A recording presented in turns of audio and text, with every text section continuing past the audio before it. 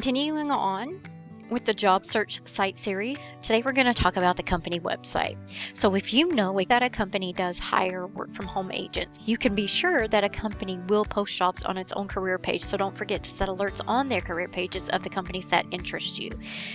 This will also help you to understand what they look for as far as in candidates and what they are looking for as far as their requirements for the actual job itself. If alerts aren't possible, of course, you can be sure to check those pages regularly for new jobs. Also follow company social media accounts and monitor updates for news and new jobs. So there are also Twitter pages with this. You can follow and Facebook groups that you can join for that. And by following those pages and joining those groups, it will actually help to assist you in your job search.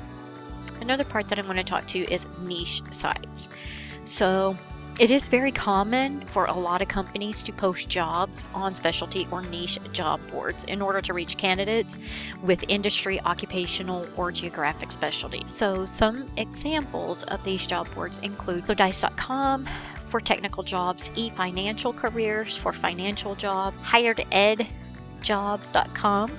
So this is for college and university jobs, Idealist nonprofit work openings, USAjobs.gov. And of course, there are more that I have not listed here.